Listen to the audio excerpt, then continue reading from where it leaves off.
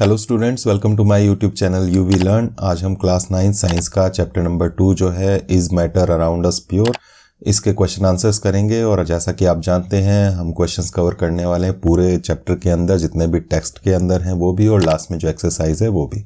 और हर बार की तरह ये क्वेश्चंस रहेंगे बिल्कुल शॉर्ट एंड ईजी। तो चलिए शुरू करते हैं क्वेश्चंस। सबसे पहले क्वेश्चन है पेज नंबर 15 में। फर्स्ट क्वेश्चन है what is meant by substance. Substance क्या होता है? तो आप आंसर देंगे A substance is a material made of only one type of particle. It can be an element or a compound. तो substance क्या है? ऐसा मटेरियल, ऐसी चीजें जो सिर्फ एक ही तरह के पार्टिकल से बनी हो। वो पार्टिकल्स एलिमेंट या कंपाउंड हो सकते हैं। जैसे वाटर, वाटर एक सब्सटेंस है क्योंकि ये कंपाउंड है H2O, उसमें हाइड्रोजन और ऑक्सीजन है। इसी तरह से ऑक्सीजन गैस जो है वो एलिमेंट है, वो भी प्योर मटेरियल है, सब्सटेंस है। सेकंड क्वेश्चन है list the points of differences between homogeneous and heterogeneous mixtures. तो होमोजीनियस और हेट्रोजीनियस मिक्सचर्स क्या होते हैं, इनके डिफरेंसेस बताने आपको। तो आंसर आप देंगे homogeneous mixtures have the same composition through out like salt water. Homogeneous mixture क्या है, उसकी कॉम्पोजिशन पूरी सेम होती है पूरे मिक्सचर के अंदर। जैसे सॉल्ट वाटर, पानी के अंदर जब आप नमक घोलते हैं तो वो होमोजीनियस मिक्सचर बनता है।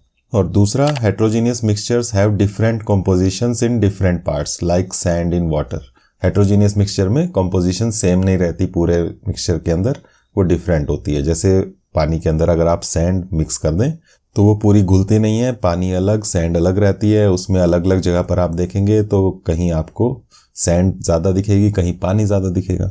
तो इस तरह के मिक्सचर को जो पूरी तरह से मिक्स नहीं होते हैं, उसमें अलग अलग पार्ट्स आपको अलग अलग नजर आते हैं, उसे हेट्रोजीनियस मिक्सचर कहते हैं।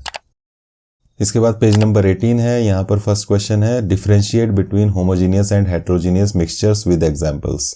तो फिर से ये सेम वही क्वेश्चन है, होमोजीनियस और हेट्रोजीनियस मिक्सचर्स के बीच आपको डिफरेंशिएट करना है। वही सेम आंसर आप यहाँ पर दे सकते हैं। नेक्स्ट क्वेश्चन है how are sol, solution and suspension different from each other. Sol, solution और सस्पेंशन किस तरह से एक दूसरे से डिफरेंट है वो आपको बताना है। आंसर आप इस तरह से टेबल बनाकर दे सकते हैं। इसमें हम फर्स्ट में डिफरेंस लिखेंगे, सेकंड कॉलम में सोल, थर्ड में सॉल्यूशन एंड फोर्थ में सस्पेंशन।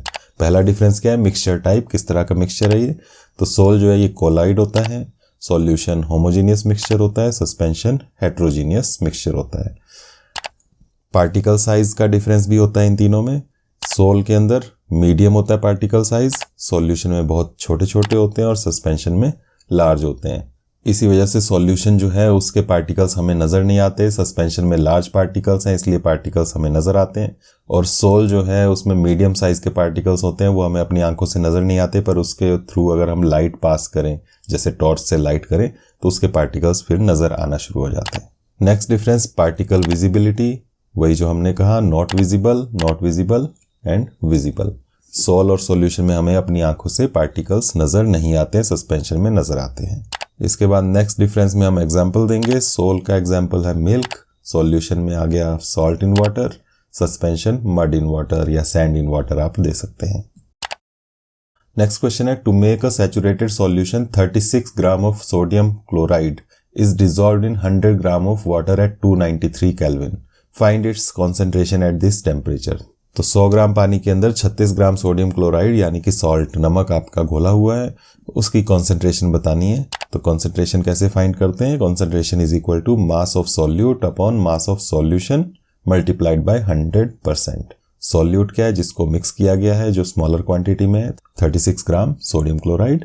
और मास ऑफ सॉल्यूशन का मतलब है पूरा सॉल्यूशन कितने ग्राम का बन रहा है। तो सॉल्यूशन के अंदर 100 ग्राम वाटर है, 36 ग्राम सोडियम क्लोराइड है, दोनों को मिलाकर टोटल हुआ 136 ग्राम। इसको यूज करेंगे as a mass of solution.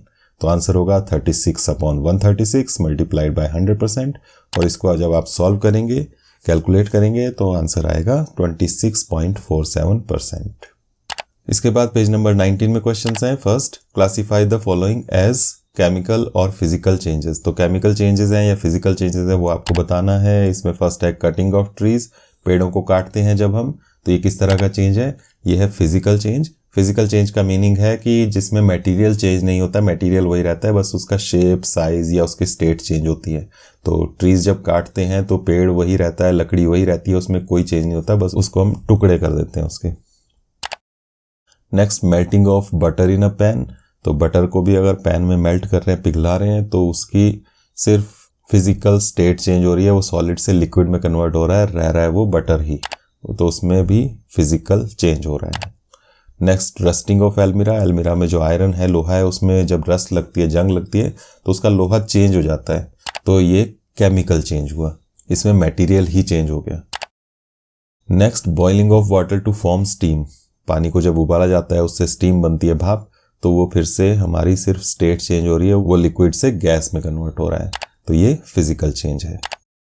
Next है passing of electric current through water and the water breaking down into hydrogen and oxygen gases.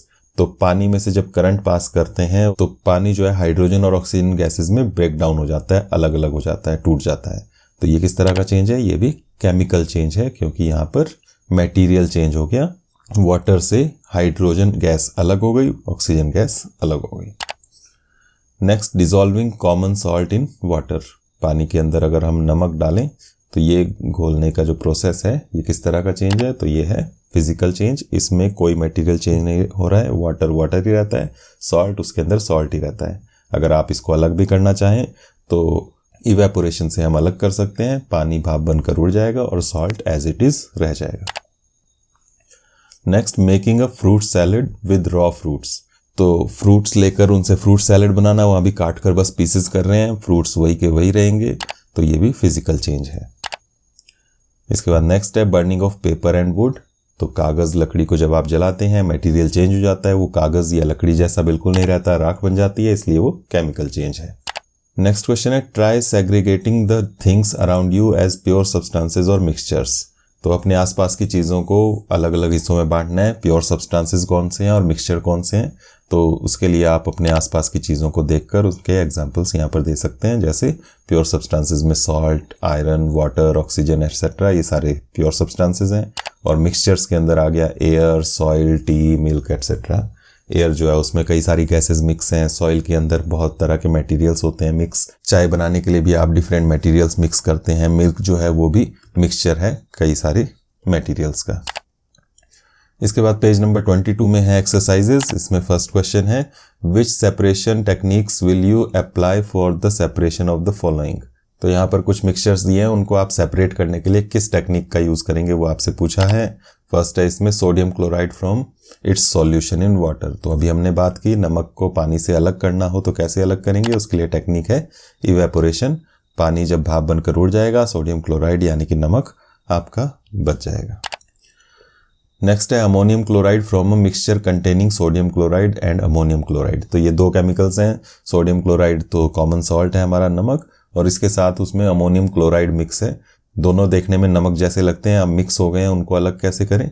तो अमोनियम क्लोराइड जो है ये सबलाइम सब्सटेंस है, सब्लिमेशन आपने पिछले चैप्टर में भी पढ़ा। अमोनियम क्लोराइड जो है वो गर्म करने से डायरेक्ट गैस में कन्वर्ट होता है। सोडियम क्लोराइड को गर्म करने से कोई फ़र्क नहीं पड़ता, क्योंकि इसका मेल्टिंग पॉइंट बहुत हाई होता है, तो ये गलता भी नहीं है। तो यहाँ पर हम सब्लिमेशन का प्रोसेस यूज़ कर सकते हैं। आंसर आप देंगे सब्लिमेशन। जब आप गर्म करेंगे इस मिक्सचर को तो sodium chloride as it is रह जाएगा, और जो अमोनियम क्लोराइड है वो गैस में कन्वर्ट हो जाएगा, और उसको हम फिर गैस को कलेक्ट करके फिर ठंडा करें तो उससे अमोनियम क्लोराइड मिल जाएगा।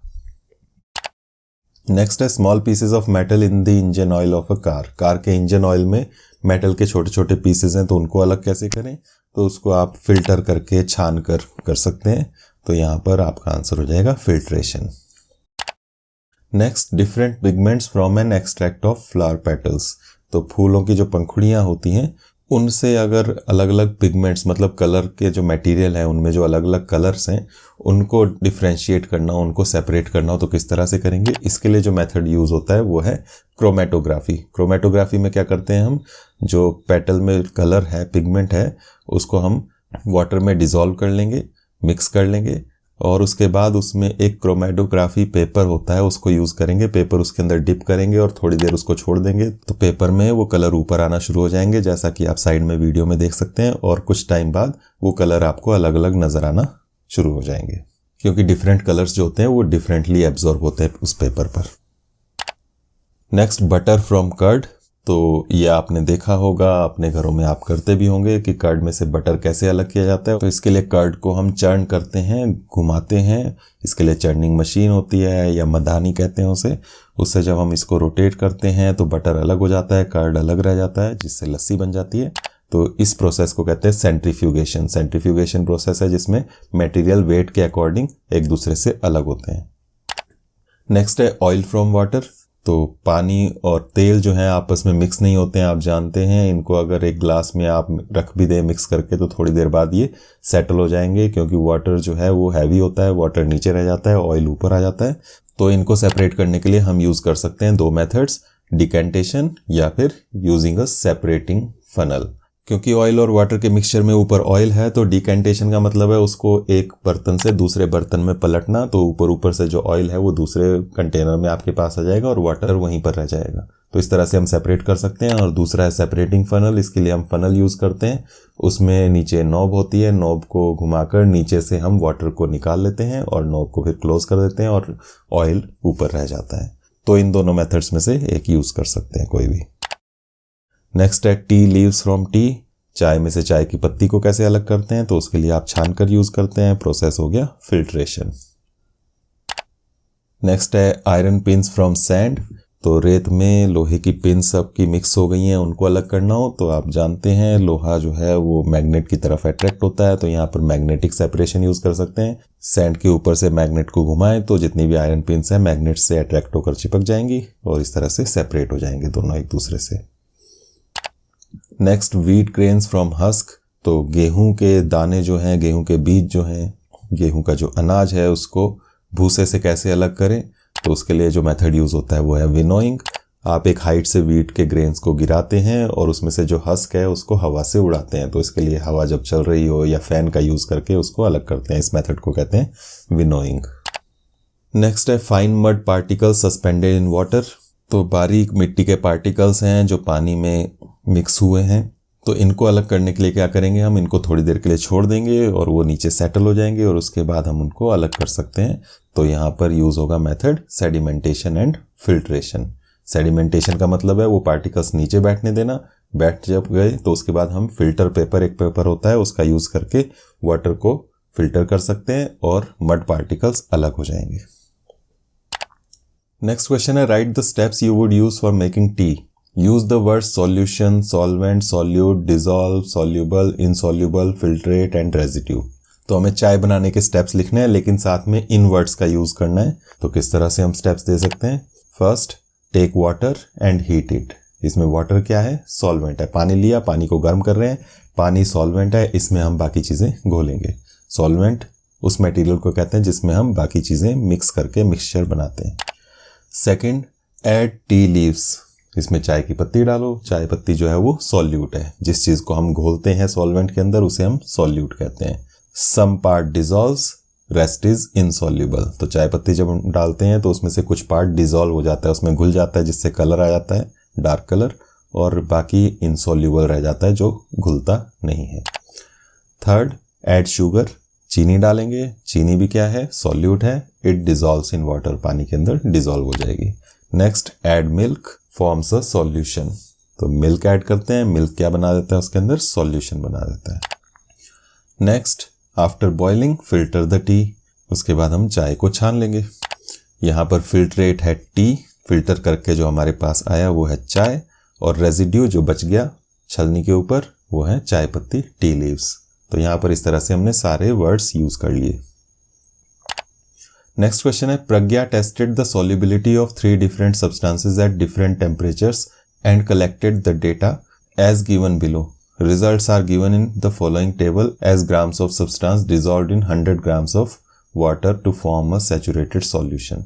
तो प्रज्ञा ने अलग अलग सब्सटेंसेस लिए, उनको 100 ग्राम पानी के अंदर मिक्स करके देखा अलग अलग टेम्परेचर पर उनका सैचुरेटेड सॉल्यूशन बनाने के लिए। सैचुरेटेड सॉल्यूशन का मतलब होता है तब तक घोलते जाना जब तक वो घुलना बंद ना कर दे मटेरियल। तो 100 ग्राम पानी लिया और उसमें जैसे नमक घोल रहे हैं तो नमक 1 चम्मच डाला, उसको पूरा मिक्स कर लिया, घुल गया तो फिर 1 चम्मच और डाला, उसको मिक्स किया, और इस तरह से बार बार उसमें डालकर मिक्स करते रहे जब तक वो पूरी तरह से घुलना बंद ना हो जाए। तो उसका टेबल बनाया है यहाँ पर ये अलग अलग टेम्परेचर पर अलग अलग मटेरियल मिक्स करके देखे 100 ग्राम ऑफ वाटर में। तो आप देख सकते हैं यहाँ पर है, सबसे पहला मटेरियल है पोटेशियम नाइट्रेट। 283 केल्विन में जब मिक्स किया तो 21 gram of potassium nitrate he mix हो पाया उसमें। 293 केल्विन पर देखा तो 32 ग्राम, 313 केल्विन पर 62, 333 पर 106, 353 केल्विन में 167 ग्राम पोटेशियम नाइट्रेट मिक्स हुआ। इससे ज़्यादा मिक्स नहीं हो पाया। इसी तरह से sodium chloride, potassium chloride, ammonium chloride mix करके देखा। ये टेबल हमारे पास गिवन है। अब क्वेश्चन क्या है, फर्स्ट पार्ट है what mass of potassium nitrate would be needed to produce a saturated solution of potassium nitrate in 50 grams of water at 313 kelvin. तो पोटेशियम नाइट्रेट कितना चाहिए अगर हमें 50 ग्राम पानी में घोलना हो, वो भी 313 केल्विन पर। तो उसी टेबल में आपने 313 केल्विन के नीचे देखना है पोटेशियम नाइट्रेट के सामने। तो आप देखेंगे कि 62 ग्राम घुल रहा है 100 ग्राम पानी में, लेकिन ये 100 में घुल रहा है, हमें चाहिए 50 में। तो 62 घुल रहा है 100 में, 50 के लिए 62/100 मल्टीप्लाइड बाय 50 कर देंगे और कैंसिल करके आपके पास आ जाएगा 31 ग्राम। डायरेक्ट आप हाफ भी कर सकते हैं क्योंकि 100 ग्राम में 62 घुल रहा है, तो 50 ग्राम में 62 का हाफ 31 ग्राम मिक्स होगा। नेक्स्ट है Pragya makes a saturated solution of, next part है Pragya makes a saturated solution of potassium chloride in water at 353 kelvin and leaves the solution to cool at room temperature. What would she observe as the solution cools? Explain. तो 353 kelvin पर potassium chloride mix करती है, saturated solution बनाती है प्रज्ञा पानी के अंदर और उसको रूम टेम्परेचर तक ठंडा होने देती है। तो क्या होगा जब सॉल्यूशन कूल डाउन हो जाएगा, वो एक्सप्लेन करना है। तो सैचुरेटेड सॉल्यूशन जब हम बनाते हैं तो उस टेम्परेचर पर और मटेरियल उसमें नहीं घुल पाता है पानी के अंदर, लेकिन जैसे जैसे ठंडा होता है तो उसमें क्योंकि सॉल्युबिलिटी कम होने लगती है वाटर की, तो एक्स्ट्रा जो अमाउंट हमने मटेरियल का ऐड किया होता है वो उसमें क्रिस्टलाइज होने लग जाता है, क्रिस्टल्स बनने शुरू हो जाते हैं, उसमें आपको उसके दाने दाने नजर आना शुरू हो जाते हैं। तो वही आप आंसर लिखेंगे, on cooling extra salt will come out as crystals. तो उसके क्रिस्टल्स बन जाएंगे, वो अलग हो जाएगा। नेक्स्ट पार्ट है find the solubility of each salt at 293 kelvin. Which salt has the highest solubility at this temperature? तो solubility लिखनी है हर एक सॉल्ट की 293 केल्विन पर। तो आप उसी टेबल में 293 केल्विन के नीचे देख सकते हैं, वहीं से आप आंसर लिखेंगे solubility at 293 kelvin. First potassium nitrate 32 gram, sodium chloride 36 gram, potassium chloride 35 gram, ammonium chloride 37 ग्राम। और ये भी पूछा है सबसे ज़्यादा solubility किसकी है, सबसे ज़्यादा कौन सा घुल रहा है, तो हाईएस्ट solubility है अमोनियम क्लोराइड की 37 ग्राम। नेक्स्ट पार्ट है what is the effect of change of temperature on the solubility of a salt. तो जब हम ये सॉल्ट जितने भी मटेरियल हम मिक्स कर रहे हैं इनकी सॉल्युबिलिटी पर टेम्परेचर का क्या इफेक्ट हो रहा है वो आपको बताना है। तो आप देख सकते हैं इसी टेबल में जैसे जैसे टेम्परेचर बढ़ रहा है तो कोई भी सब्सटेंस जो हम वाटर के अंदर मिक्स कर रहे हैं वो ज़्यादा घुलना शुरू हो रहा है। आप घर में भी आप ट्राई कर सकते हैं, ठंडे पानी में अगर आप चीनी मिक्स करने की कोशिश करें तो उसको घुलने में टाइम लगता है, लेकिन अगर पानी गर्म है तो उसमें इजीली डिसॉल्व हो जाती है। तो यहीं से आंसर बनेगा solubility increases with temperature. Temperature के साथ साथ सॉल्युबिलिटी इंक्रीज हो जाती है, बढ़ जाती है। नेक्स्ट क्वेश्चन है explain the following giving examples. इसमें फर्स्ट है सैचुरेटेड सॉल्यूशन, इसको एक्सप्लेन करना है, एग्जाम्पल भी देना है। A solution that cannot dissolve more solute at a given temperature is called saturated solution. तो ऐसा सॉल्यूशन जिसमें सॉल्यूट और ज़्यादा नहीं घुल पाए उस टेम्परेचर पर उसे सैचुरेटेड सॉल्यूशन कहते हैं। जितना मैक्सिमम घुलना था उतना घुल जाए जब, तब वो सैचुरेटेड हो गया। एग्जाम्पल आप दे सकते हैं saturated solution of salt in water. तो पानी में नमक घोल रहे हैं और घुलना जब बंद हो गया तो वो सैचुरेटेड हो गया। नेक्स्ट है प्योर सब्सटेंस। इसका आंसर हमने फर्स्ट क्वेश्चन में पेज नंबर 15 पे भी दिया था, वही आप यहाँ भी लिख सकते हैं। A pure substance is a material made of only one type of particle, it can be an element और a compound. Example water, gold, oxygen etcetera. तो एक्सप्लेन मैंने वहीं कर दिया था।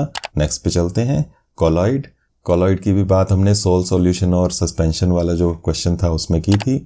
Answer colloids are heterogeneous mixtures in which the particle size is too small to be seen with naked eye but is big enough to scatter light। तो colloids क्या है, heterogeneous mixtures ही हैं, लेकिन particle size जो है वो इतना छोटा तो है कि हमें अपनी आंखों से नहीं दिख रहा है, लेकिन इतना बड़ा भी है कि वो लाइट को स्कैटर करे, जब उसमें से लाइट की बीम पास करें तो उसमें पार्टिकल्स नजर आए।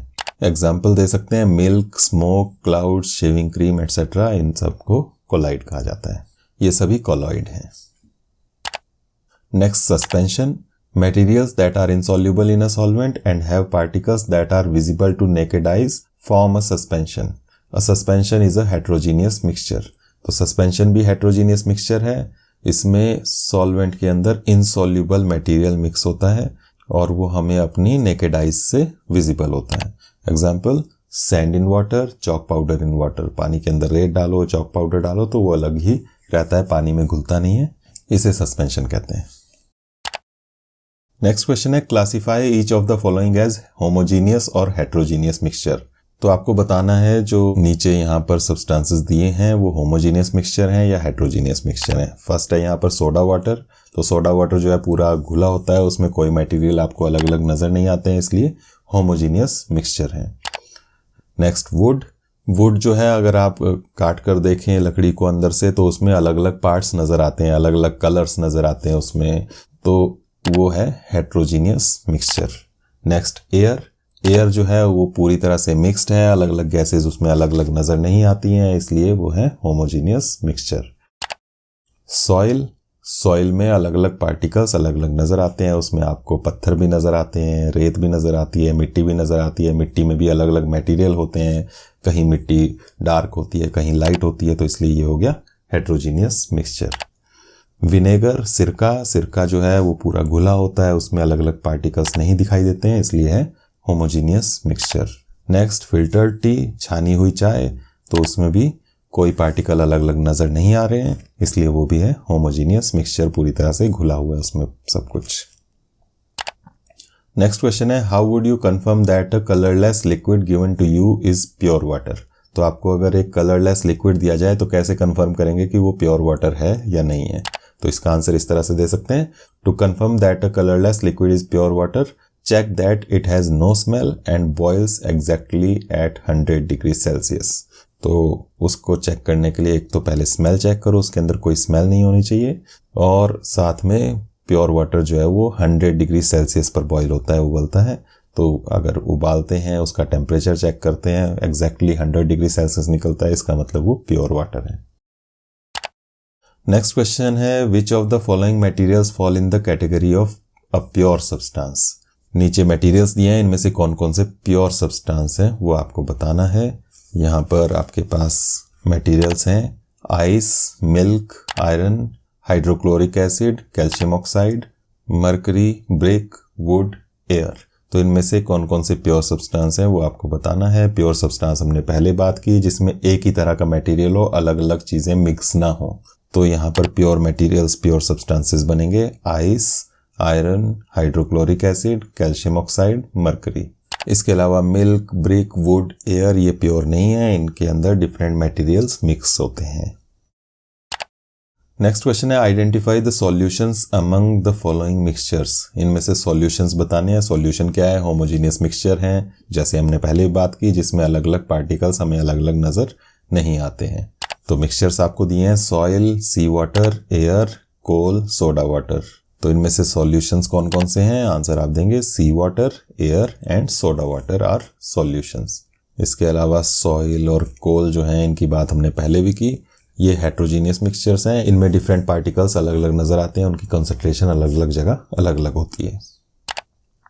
इसके बाद नेक्स्ट क्वेश्चन है, which of the following will show Tyndall effect. Tyndall effect क्या है? जिसकी हमने कॉलॉइड में बात की कि जब कॉलॉइड में से लाइट को पास करते हैं तो लाइट उसमें अपना रास्ता बनाती है, उसके पार्टिकल्स भी नजर आते हैं उसके अंदर। इस इफेक्ट को टिंडल इफेक्ट कहते हैं। आप अगर सुबह सुबह अपने घर की खिड़की खोलें, खिड़की से जो धूप आ रही होती है उसमें आप एयर के अंदर डस्ट पार्टिकल्स देख पाते हैं, वो रास्ता पूरा नजर आता है जहां से लाइट आ रही है। इस इफेक्ट को टिंडल इफेक्ट कहते हैं। एक साइंटिस्ट थे टिंडल, उनके नाम से ये इफेक्ट का नाम पड़ा है, जिन्होंने इस इफेक्ट को सबसे पहले एक्सप्लेन किया था। तो इनमें से किस मटेरियल में टिंडल इफेक्ट होगा ये आपको पूछा है। Salt solution, milk, copper sulphate solution, starch solution. इनमें से जो कॉलॉइड होंगे उनमें टिंडल इफेक्ट शो होगा। तो आंसर आप देंगे मिल्क एंड स्टार्च सॉल्यूशन। तो मिल्क और स्टार्च सॉल्यूशन जो है ये कॉलॉइड है, ये टिंडल इफेक्ट शो करेंगे। इसके बाद नेक्स्ट क्वेश्चन है classify the following into elements, compounds and mixtures. तो इनमें से बताना है एलिमेंट्स, कंपाउंड्स और मिक्सचर्स कौन कौन से हैं। Sodium, soil, sugar solution, silver, calcium carbonate, tin, silicon, coal, air, soap, methane, carbon dioxide, blood. तो इसके लिए आप टेबल बनाकर दे सकते हैं इस तरह से। फर्स्ट कॉलम में एलिमेंट्स, सेकंड में कंपाउंड्स और थर्ड में मिक्सचर्स लिखेंगे। तो एलिमेंट्स कौन कौन से हैं यहाँ पर, सोडियम, सिल्वर, टिन, सिलिकॉन। तो ये हैं एलिमेंट्स, क्योंकि इनमें सिर्फ एक ही तरह के एटम्स होते हैं। जैसे सोडियम है, सोडियम में सिर्फ सोडियम एटम्स होंगे, सिल्वर में सिर्फ सिल्वर एटम्स होंगे, इसी तरह से टिन और सिलिकॉन। कंपाउंड्स में आप देंगे calcium carbonate, methane, carbon dioxide. ये कंपाउंड्स हैं क्योंकि इनमें डिफरेंट एटम्स स्पेसिफिक रेशो में एक दूसरे के साथ कंबाइन होकर एक नया मटेरियल बनाते हैं। इन्हें हम कंपाउंड्स कहते हैं। जैसे कैल्शियम कार्बोनेट, इसमें कैल्शियम है, कार्बन है और ऑक्सीजन है। कैल्शियम, कार्बन और ऑक्सीजन मिलकर कैल्शियम कार्बोनेट बनाते हैं। मीथेन जो है, इसमें कार्बन और हाइड्रोजन होता है, कार्बन डाइऑक्साइड में कार्बन और ऑक्सीजन होती है। तो ये बनते हैं कंपाउंड्स। ये मिक्सचर्स नहीं है, ध्यान रखना। इनमें ये स्पेसिफिक रेशो में एक दूसरे के साथ कंबाइन होते हैं, जुड़ते हैं एटम्स, और ये कंपाउंड्स बनते हैं, नए मटेरियल्स बनते हैं। मिक्सचर में नए मटेरियल्स नहीं बनते, वो मिक्स होकर रहते हैं, लेकिन मटेरियल्स अलग अलग उनमें से किए जा सकते हैं। तो वो है यहाँ पर soil, sugar solution, coal, air, soap, blood. ये सब मिक्सचर्स हैं। इसके बाद लास्ट क्वेश्चन है which of the following are chemical changes. Chemical changes कौन से हैं वो बताना है इनमें से। तो ये क्वेश्चन हमने इस तरह का एक पहले भी किया था, उसी तरह से आंसर देंगे। फर्स्ट है growth of a plant. Plant जब ग्रो करता है तो ये किस तरह का चेंज है, तो इसको आप देंगे केमिकल चेंज, क्योंकि प्लांट जब ग्रो करता है तो उसमें नई सेल्स बनती जाती हैं। नई सेल्स बन रही हैं तो केमिकल चेंज हो रहा है उसमें। मटेरियल सेम वही नहीं रहता है, वो बढ़ रहा है। रस्टिंग ऑफ आयरन, ये पहले भी आया था, ये भी केमिकल चेंज है। आयरन जो है वो चेंज हो जाता है, जंग लग जाती है उसमें। Mixing of iron filings and sand, तो लोहे का चूरा और रेत है आपस में मिक्स हो जाएं तो इसमें कोई मटेरियल में चेंज नहीं हो रहा है, बस मिक्स हो रहे हैं, तो ये है physical change. Next cooking of food, जब खाना पकता है तो नया मटेरियल बन जाता है, वो पहले जैसा नहीं रहता है, पक जाता है, गल जाता है, इसलिए ये है केमिकल चेंज। नेक्स्ट है डाइजेशन ऑफ फूड, खाना जब हमारी बॉडी के अंदर डाइजेस्ट होता है, उसका पाचन होता है, तो ये भी केमिकल चेंज है। उससे नए मटेरियल्स बनते हैं, उसके अंदर से जो भी न्यूट्रिएंट्स होते हैं वो हमारी बॉडी एब्जॉर्ब कर लेती है, वेस्ट मटेरियल हमारी बॉडी से बाहर निकलता है, तो ये केमिकल चेंज है। फ्रीजिंग ऑफ वाटर, पानी जब जमता है, बर्फ बनती है, ये फिजिकल चेंज है, मटेरियल में कोई चेंज नहीं होता।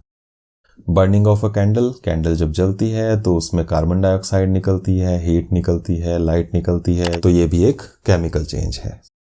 तो इस तरह से यहाँ पर इस चैप्टर के क्वेश्चन आंसर्स कंप्लीट होते हैं। अगर आपको ये वीडियो अच्छी लगी हो तो इसे लाइक करें, शेयर करें, साथ में चैनल को सब्सक्राइब करें। Thank you. नेक्स्ट वीडियो में मिलते हैं।